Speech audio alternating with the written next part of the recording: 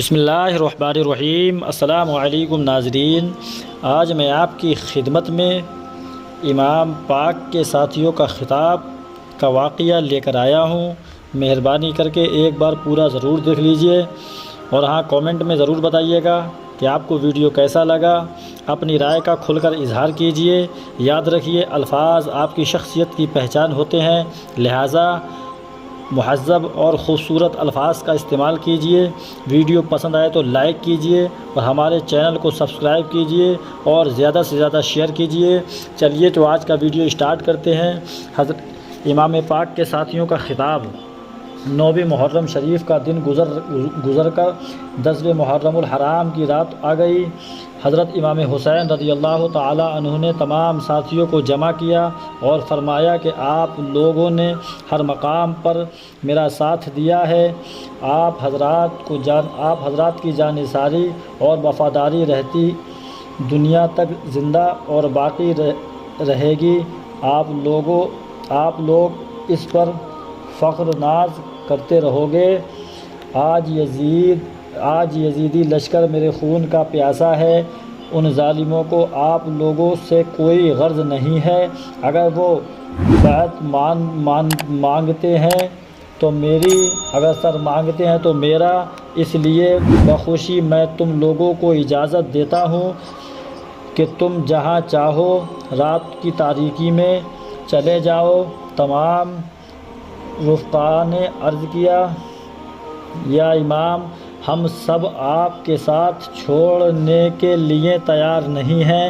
ہمیں اپنے قدموں سے دور نہ کیجیے۔ اگر ہم آپ کو بلا و مصیبت کے اس میدان میں تنہا چھوڑ دیے تو بروز قیامت آپ کے نانا جان رسول اللہ صلی اللہ علیہ وسلم کو منہ کیا دکھائیں گے اور دنیا ہمیں کیا کہے گی؟ حضرت امام پاک نے اللہ تعالیٰ کا شکر ادا کیا اور اپنے خیمے کے گرد خندق کھودنے کا حکم دیا۔ چنانچہ خندق کھودی گئی اور صرف ایک راستہ رکھا گیا جہاں سے نکل کر دشمنوں سے مقابلہ کیا جائے، اور خندق میں آگ لگا دی گئی تاکہ کوئی یزیدی دشمن خیمے کے اندر نہ آ سکے۔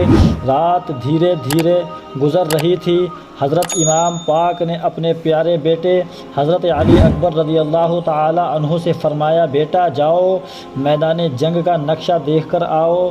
حضرت علی اکبر رضی اللہ تعالی عنہ میدان میں پہنچے تو کیا دیکھتے ہیں کہ سارا میدان خالی ہے اور فرات نہر پر پہرا لگا ہوا ہے، اور ایک برقع پوش خاتون ریت کے ذرات میں سے کنکریاں چن رہی ہیں۔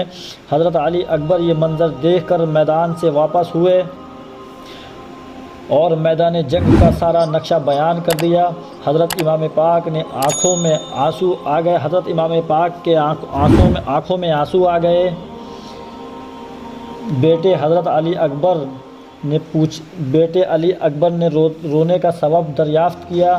حضرت امام پاک نے فرمایا، بیٹا، جس مقدس خاتون کو تم نے میدان کربلا میں کنکریاں اٹھاتے ہوئے دیکھا ہے، وہ میری امی جان سیدہ فاطمہ رضی اللہ تعالی عنہا تھیں۔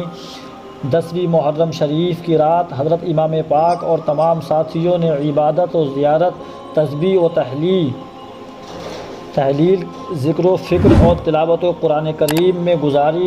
فجر کا وقت ہوا، اذان پڑھی گئی اور حضرت امام حسین رضی اللہ تعالی عنہ نے امامت فرمائی، اور تمام حق پرست ساتھیوں نے آپ امام پاک کی اقتداء میں نماز فجر ادا کی۔